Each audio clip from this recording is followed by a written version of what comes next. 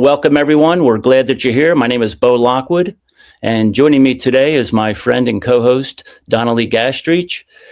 And we interview leaders, particularly New Earth leaders, around the topic of clarity in chaos. And joining us today is a wonderful New Earth leader. His name is Joseph Paul Manley, and he does a lot of consulting and a lot of speaking engagements with organizations to help them get clarity before crisis. So I would like to introduce Donna Lee, who will then kick off our conversation with Paul. Thanks, Bo. I'm really proud to be part of a newer civilization because the changes happening before us are real. They're tangible, and if we don't engage with them, we're lost without them. And this topic that Paul is going to talk to us about today is all about clarity before the crisis. So I really want to ask you some questions that help the listener better understand what you do and how you do it. And when I think about these moments where something just doesn't feel right, yet nothing's really technically happened that you can see before you, like these are leaders who can sense and feel. These are moments of, you know where I'm going with this. Can you help me to clarify your conversation about this and to articulate this in a way that the listeners can really understand? Certainly. Good morning. When I think about clarity before crisis, to me, it means acting when the signals are early, not so much when the crisis is obvious. I had a leader tell me once, nothing's wrong, but something's off. That moment, that quiet internal signal is exactly what clarity before crisis was built for. Leaders do not need certainty to act. What they need is a clear way to interpret what they're seeing before it becomes operationally visible. And that leads directly into the next challenge that leaders face. So I've seen organizations where the leaders are sitting in a room and everyone seems to feel that something is off, but nobody says anything. Like, how do you deal with a situation like that? Bo, that happens all the time. More times, I think, than we really want to realize. But, I'm often asked, why do leaders delay action? And the reason is because they confuse not enough information with no responsibility to act. Now, I've sat in rooms where everybody has felt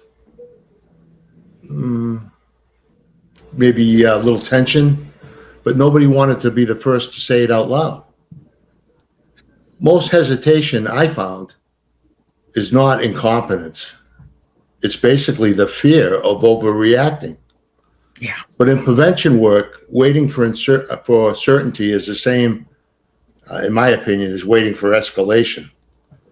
And the hesitation usually shows up long before organizations realize it. So in hindsight, yeah, please, Donnelly. I'm sorry. I couldn't agree more. What you said is sort of like where we're at. Leaders I speak to as well are feeling that standstill. They're in it, like they're not acting and they know they should be. So if we think about the early stage situations, it's rarely that one big event, right? It's more like small, subtle shifts that accumulate over time before anything visible happens. So what are the earliest behavior indicators that you look for? Donna Lee, that's a great question, and I'm asked that a lot. And what I found and what I continue to find is that the earliest indicators are always behavioral, not operational. I work with a team where the first sign wasn't performance; it was a subtle shift in behaviors. It was a shift in tone during routine check-ins. Nothing dramatic, just different. It's those micro changes in tone, in engagement, consistency, or emotional regulation that shows up long before metrics ever do. Mm. And here's where things often break down inside organizations. For example, organizations break down in the space between noticing something and doing something with it. Mm. In just about every post-incident review I've ever done, someone always says to me, Paul, we noticed it. We just didn't know what to do with it. So people do see the signals. They just do not have a shared language or process to interpret them. And that gap is where exposure grows. Is that where the framework that you're actually bring to organizations to be able to get that clarity before crisis? I believe you refer to it as the PREVAIL framework. Can you walk people through what PREVAIL means? Oh, exactly. That's exactly why we built a PREVAIL. We built PREVAIL's leadership system to close the gap. So how do we do it? Well, clarity before crisis is a philosophy. The PREVAIL is a system that operationalizes it. So I'll stay high level here. The full architecture is something we walk leaders through more intentionally. And we do have a white paper for anyone who wants a deeper dive. Now, I've had a leader tell me, Paul, I knew something was wrong. I just didn't know what step one was. And that's the gap that PREVAIL fills. It gives leaders a structured, defensible decision-making process so that they're not just relying on gut instinct or guesswork. So PREVAIL aligns teams, it reduces hesitation, it creates clarity around what to do next, and without overreacting and without waiting for certainty. So it seems as though that organizations are not lacking information. Perhaps they're lacking the courage to actually take action in a timely manner in order to prevent something from happening. Is that more in line with what you're seeing with the work that you do? Absolutely. And if I had to leave leaders with one principle, it would be this. Don't wait for certainty. You need direction, not certainty. You need direction. And I've never seen a crisis where the early signals weren't there. The question is always whether someone acted on them. And, early action isn't about predicting crisis. It's about reducing the exposure while the situation is still small, still quiet, and still manageable. And Bo, this is how leaders stay ahead of risk, not behind it. I love everything you're pointing out here for us because it's real and it's tangible. It's what's going on. Why do you think leaders are in that standstill when they notice these little micro shifts? It's almost as if they're ignoring the facts and data because they don't know how to address them, or maybe they're afraid of what they'll find if they do address them. What are you finding in that moment where they recognize, yes, I did start to see things. You're right. There were micro shifts, right? Yeah. Yeah. I'm finding, Donnelly, that they do see the signs. Yeah. They have difficulty interpreting what they actually mean, and they have no direction as far as what to do, where to go, who to bring them towards, and to be able to articulate so that a reasonable and prudent person would understand what those signs are and what they need to do to prevent further liability or organizational disruption and potential for violence. So the PREVAIL framework then helps leaders sharpen their skill set to really tune in and interpret their own micro sensations that they sense and feel in themselves as well. Because if they can't feel it themselves, they're not going to be spotting it outside themselves. But if they're spotting it outside themselves and not addressing it, it's probably a reflection that they don't address it when they notice it inside themselves as well. Would that be valid to say that? And that your framework helps them move through that first initial step? Absolutely. Absolutely. You have to be able to interpret what it is you're seeing. Yes. You see somebody, maybe, you see an anomaly that's maybe not, that's out of place. I mean, you work for a company, you work in an organization, we get to know people.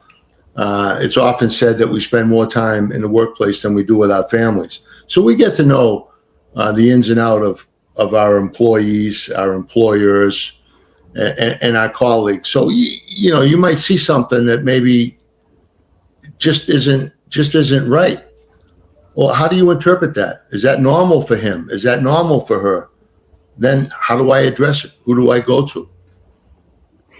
That's the challenge that I see. I mean, I used to work at Gallup and did consulting, organizational development consulting for years. And I would think that the way that the culture is structured has a major influence in terms of people's willingness to even speak up. Because I just know there's a lot of fear-based dysfunctional cultures that exist. And in those types of cultures, people are afraid to stand out and say something. They don't want to become known as a tattletale or something like that. So I'm just wondering, from a cultural standpoint, how do you deal with it? How do you know that a culture is ready to be able to embrace this type of framework? Well, it takes a lot of hard work. You have to get in the room with the decision makers. You have to do a full assessment. And then you make the recommendations. And if they're truly honest about changing their culture, they'll ask you for the help. You can get, and then you give them the resources. I mean, culture starts at the top. If you're going to change the culture, you need to have the conversations up at the top. And without that culture, what I've found from my own personal experiences, even working in the public safety field, that you're going to end up with this disorganization, and you're not going to be working towards the common goal.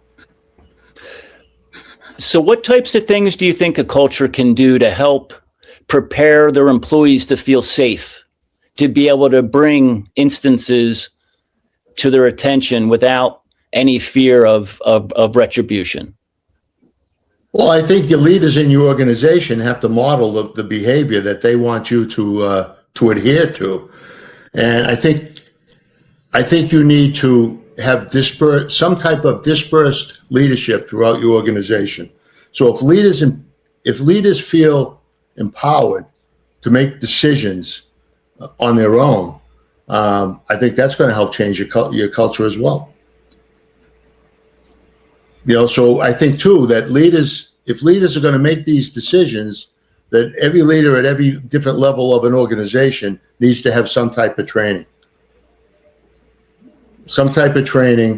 And they need to pass that on to those that work either under them, beside them.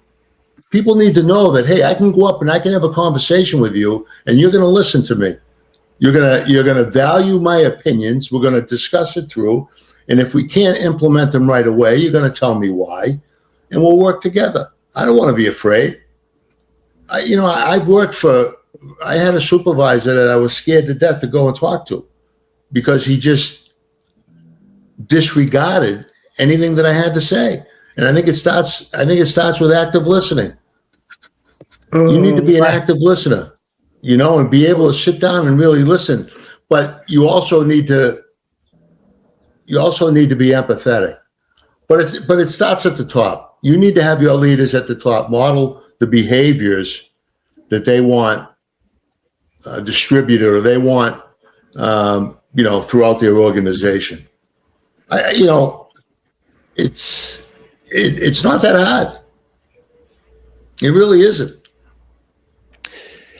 I think it's just from my own experience in OD, it's not hard if the culture is accepting of it. Correct. But what happens when, I mean, we just knew through research that over half of managers shouldn't even be in management. So there's a management issue to begin with. And then, Exactly. then they're leading their teams in a very dysfunctional way. Like that's what I'm used to seeing in many, many types of companies. And since I've been at Gallup, it's been a while, but I don't think much has changed, unfortunately, because the same conversations that we were having back then, they're still happening now. So and in fact, I would think in comparison to when I worked at Gallup to where it is now, just based on all the chaos in the world, cultures are even more dysfunctional than what they were before. So I'm just really concerned for people that are in these dysfunctional cultures where these threats are taking place and no one's speaking up. Like that is an issue that has to be addressed. And I agree, it starts at the top. It starts with the leaders themselves. But the problem is if you don't have the proper leaders running the organization to begin with, and they're not viewed as, for example, trustworthy, Right. then it's a difficult deal to be able to have a culture that is open to this type of framework, because it's built on integrity and it's built on trust. It's built on transparency. And that's not happening in many organizations. Those qualities do not exhibit themselves. So I think you have a very appropriate topic, yet I think you have a very challenging one for those cultures that are not ready. And maybe you're just working with the ones that only are. And I guess the question I have for you is, are you inclined to work with a company where you're getting pulled in by the HR department and the senior leaders are not really on board with what they're doing? Like you don't have that senior level buy-in. Would you still want to go in and try and work with a company like that where there's really a separation between HR and leadership?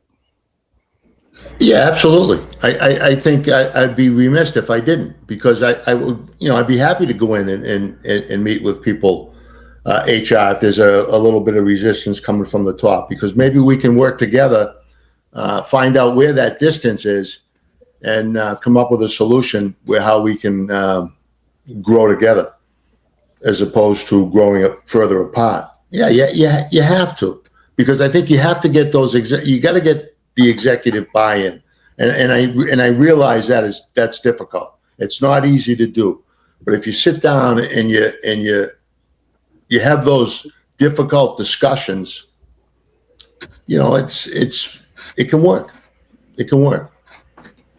And it has to work, because I don't think the cultures that we have in place are going to hold up.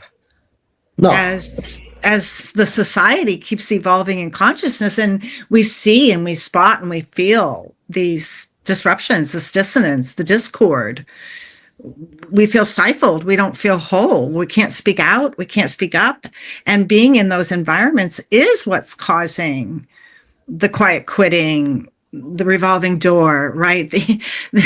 It's funny how these leaders spend all their time labeling the problem instead of addressing the root cause of the issues. Well, exactly, the root cause. And I think if you go in and you have these conversations and you find out where the disconnect is, chances are it may be affecting the organization's bottom line. But, Right. What I like to do is I like to go in, meet with whomever it is that's brought me in. We have a conversation. I try to figure out their concerns and where the disconnect is. And if it's allowed, I go out and interview the employees, find out what their concerns are, where the value is, and collect some information and put it all together and sit in a room with those decision makers and tell them, here, this is what I found. This is what I learned. This is where your disconnect is. How do you want to fix it? Or do you want to fix it? And Right. once they realize that perhaps maybe They've lost some employees, not just through retirement. Maybe some just moved on. And they have an idea, most of these decision makers, because a lot of them do have their finger on the pulse. But somebody has to sit down and tell them. Somebody has to show them where the disconnect is and why maybe it's affecting their bottom line. So just thinking about everything that you're bringing forth today, I'm just wondering, how can a leader effectively address the pink elephant in the room? Like you feel it, that it's there. What's the first thing that they can do to be able to help break the ice to have a meaningful conversation? Have the conversation. It starts with the conversation, Bo. You have to have it. You can't put it off. And I find that a lot of leaders don't want to have that difficult conversation because maybe they don't have time. Maybe, they don't want to make time because they're too busy focused on the bottom line. I think some will just hope and pray that it goes away. So they don't want to deal with it and they look the other way. True. But once it affects their bottom line, oftentimes it is too late. But, you need to have that conversation. You need to make those hard decisions. You need to get yourself out there. One thing I don't see anymore is I used to work with a gentleman years ago, and he was the leader of our organization. And he used to go out and walk around, talk to the employees out on the floor. In my case, oftentimes my office was in a police car. He'd come out and he'd ride. How's it going? How's your family? Do you have the right equipment? Do we need anything? And just check in. And I used to walk out, I used to leave saying, hey, thanks, boss. And I'd feel like I was on cloud nine because it showed me that he cared, that he was empathetic, that he really cared about me, the employees, and where we were headed. We would have those tough decisions. And sometimes, Donnelly, you walk out and you say to yourself, at least I had a chance to say my piece. I'm not sure where it's going to go yet, but I felt better. He listened. And then if it didn't go the way I had hoped, he'd bring me back in and say, Paul, you had some great ideas, but unfortunately we can't implement them now. That's not to say we won't in the future, but keep them coming. It made me feel good. It made me want to go out and run through doors for this guy. So, I think communication is a key. I think a lot of times people are hesitant because they're afraid that they're going to say the wrong thing. You're not. Be respectful. Ask if you can have a few minutes of his or her time and express your concerns. Because if you don't, who do you have to blame? Nobody but yourself. I love everything that you're saying. And what really stands out to me is that you're emphasizing the need to really bring the humanness back in to leadership, having those conversations with your people.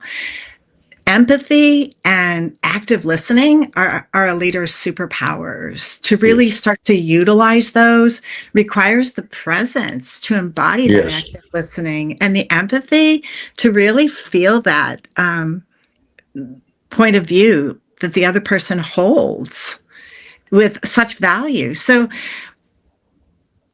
in all that you do, is there one key element that you could leave the audience with as a means to really start putting something in action? I love the example you gave your boss who would jump in the car with you and have those conversations. That's active listening. That's full-on presence. That's empathy and concern and caring for you. And it's felt at that level where you feel safe to speak. Whereas if you haven't done that before and that isn't the leader's natural MO, to start that is going to feel weird in the organization, right? To see them walking through departments, people are going to want to, watch their P's and Q's kind of thing, be on their best behavior, because it's not natural practice. And you're right. We have to start somewhere. So Yeah. how would you leave the audience with some first steps? Well, I think you have to be open to communication. I really do. I think you have to be aware of your environment at all times. And I think if you see something that's out of the ordinary, go to your supervisor, have that conversation. Tell them, this is what I see. Mary, she just doesn't seem herself today, boss. Normally she's outgoing. Last couple of days, she's more introverted. The office door is closed, very irritable. Have you noticed change? Have you noticed something? Bring it to their attention. And don't be afraid to document it. Document it. Have those conversations. And don't be afraid. Yeah. I just want to just bring a closing point that you mentioned at least 2 or 3 times this idea that the leaders are focused on profits. Yeah.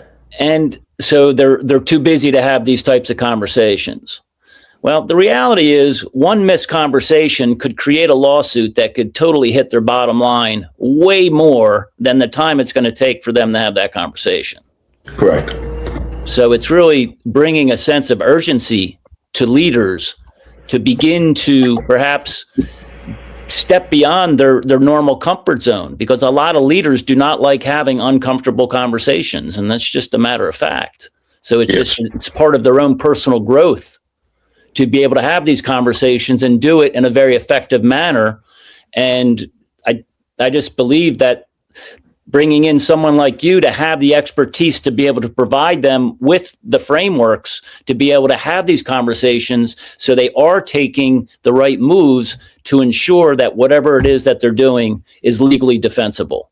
So it's really not enough just to have a conversation, but there are certain steps that they should be following, and they should be trained in those manners so it just becomes natural to them. So they know that they're able to proceed in a confident manner. So I just really think that having the right information and the right type of mentorship can really help organizations address something that could turn into something very serious if they don't. Absolutely. And that's why I think it's important that you have, some policies and procedures and rules or regulations that tell you how to do these, that tell you what steps there is, the steps that are in place that you can use to accomplish whatever it is that you're concerned about. And a lot of times we'll go in and we'll do an assessment on policies and procedures and rules and regulations, make recommendations. This is good. Maybe you want to look at this. Maybe the language might be a little bit off. Maybe you want to think of this language.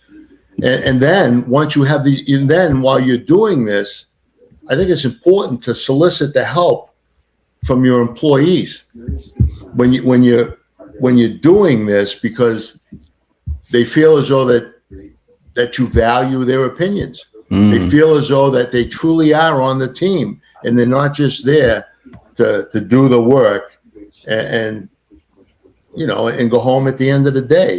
You got to get people involved. And that's one thing that I've learned. That's one thing I've learned over the years. Get your team involved. Share the vision. Share the vision. Get them on board. I think in that whole share the vision, though, there's the share the corporate vision for what we're working on, but add your own intentions for this vision to make it yours, because it's a growth opportunity for everyone. Yeah. And I think just getting back to one of Bo's first comments when we talked about leadership, and oftentimes you may have leaders in a position of leadership by title only, but they truly do not know how to lead. Right. And I think, there's people out in the audience today can feel that, because a lot of people in that position, they don't know what leadership is. They don't know how to lead. They've never been taught. They've never taken any type of leadership training. Right.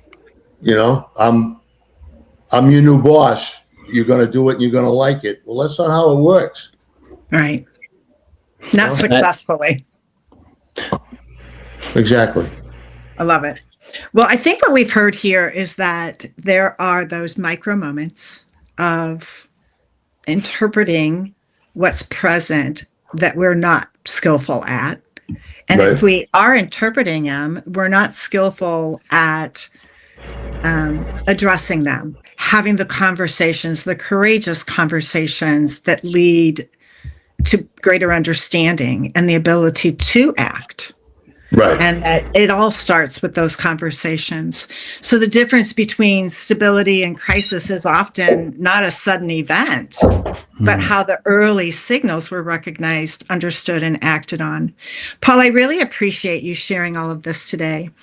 This is the kind of thinking that leaders need before things escalate, not after.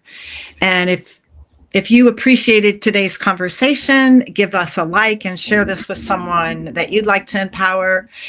But I want to hear from both Bo and Paul. Paul, do you have anything to share that you would like to direct people to something that you offer or anything like that? And then Bo, what are your final closing thoughts on all this?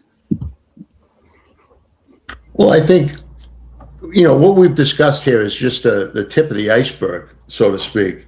I mean, there's so much more to learn. And I'd be happy to sit down and have a conversation with anyone about, about what we've discussed today, areas of expansion, what they'd like to talk about, or maybe just share an experience that they've had and they would just like a little input on it. I'd be happy to talk to those people. I've shared. I have a white paper on the PREVAIL leadership system that people are welcome to. Please check out my website, and I'd be happy to speak with anyone who has any topics or areas of concern that they might just need a little help on or a little direction. Yeah, it's wonderful, Paul. And I just think the topic of today was just very meaningful based on everything that's going on, not only in our country, but in the world. There's just a lot of chaos that will, this is a dark storm that we're all going through, and this too shall pass. But yet we're currently in it. So having clarity in the chaos is very key to being able to having clarity before crisis.